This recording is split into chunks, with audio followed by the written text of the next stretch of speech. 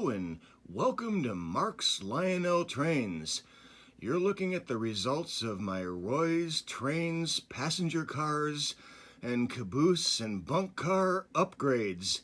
And it turned out really well, I must say. It is a lot of work, and boy, it really turned out good. The cars look awesome going around the railroad, and in all the future Mark's Lionel Trains videos, you'll see these lights in action, that's for sure. And I highly recommend Royz Trains LED lighting upgrades for sure. But I will also caution you strongly that the tail car is very difficult to install, that's for sure. The tail car took me as long to install the lights in as it took to do probably all the rest of my cars. What was it? 4 cabooses, a bunk car, and 3 regular passenger cars. You'll probably be able to do the regular passenger cars okay yourself. It's pretty basic. And the cabooses are pretty basic pretty much, as long as you can do some basic drilling and that. But boy, that tail car, yeah, you can tell in how, yeah. I have pretty good modification skills. I've been modifying things for 40 years, and you know, I just didn't want to damage my car. So I'm going to start by cautioning you, and I also caution the guy who has to open, if you ever want to adjust the lighting in here, to be very careful, because the wiring is very complicated in this tail car. Popping out the little clear plastic thing that Lionel puts in there was very nerve-wracking for me. Drilling the pilot holes for these 2 side marker lights were very difficult, because this is that hard, brittle, clear plastic. And I ended up using a needle point soldering iron to start the pilot hole. And even that, I drilled a little too off, and I had to do a little patching and painting, and I had to patch the oscillating tail light. The oscillating tail light, the marker lights, the drum head light, and the inside lights on this car was $48 for the board, and the lights all hooked up and ready to go. But yeah, and all the frustration it took to hook it up. So yeah, that's a warning to you. I'm going to strongly recommend that on the tail car, you send it to Royz, and he'll do the hard, frustrating work on that. There's a post in here that got in the way when I was drilling out the hole. I had to be really careful. I still had to paint the post a little bit. Yeah, it was a very tedious job. But anyway, this car has a 2mm LED, and that's the EOS, he calls it, blinking LED. And this one over here is my standard caboose, and that has the 3mm blinking EOS board. It's a little bit, I think it's $20 more for the EOS. Check his site.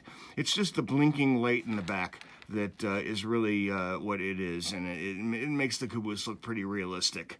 And the interior lighting on this standard gauge caboose, it's a 92, so it was not working very well. I think half the caboose lit up. The back light didn't even work at all. So yeah, I'm glad I got that one hooked up in there. I hooked up with the New York Central that I'm probably not going to upgrade, because it still has the blinking light that works, and the interior lighting was acceptable, so I'm going to probably just leave that one alone for now.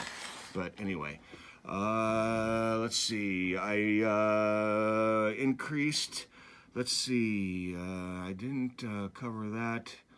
Boy, I'll tell you, I got to think of what I was going to do. Oh yeah, I got all the little sheets warning people that I'm going to put in each one of the boxes, stating that I upgraded all these trains. Let me turn on the lights so you can see.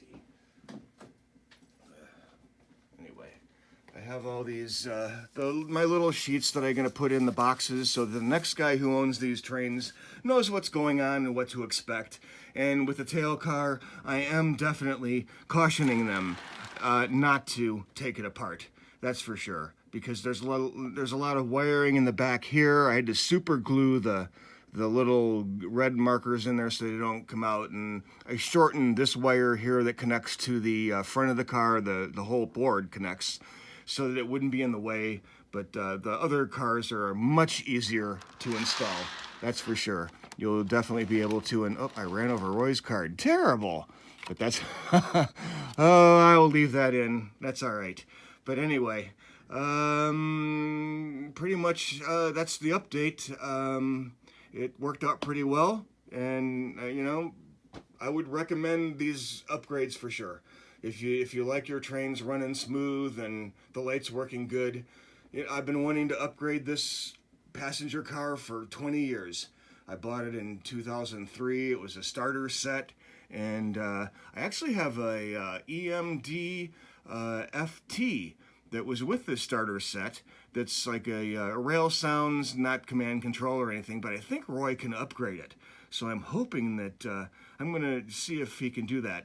And also I want to warn you that on these, on the caboose upgrade, when you cut out the plastic piece on the board here, you're going to lose your little side marker light here. The board goes in the top of the caboose, so you can't. It had no room. I couldn't leave it in there, so I had to cut it out. So just a word of warning on that.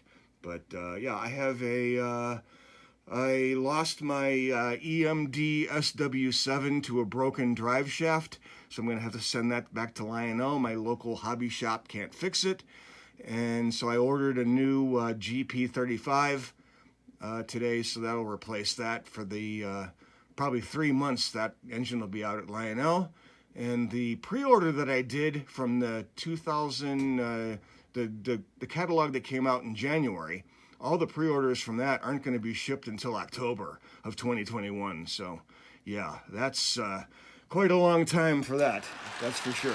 But anyway, the Royz trains, passenger cars, they're awesome. I definitely recommend that you upgrade your passenger cars. You'll be seeing them all on future Mark's videos. Thanks for watching. Thanks for all the new subscribers. Thanks for all your comments. And everybody's got good questions. And I try to answer everybody. I try to like everybody's questions and their comments. And I read everybody. I read everything you guys say. I don't acknowledge all the new subscribers, but I know you're there. I'm paying attention, that's for sure. Thank you very much for watching Mark's Lionel Trains.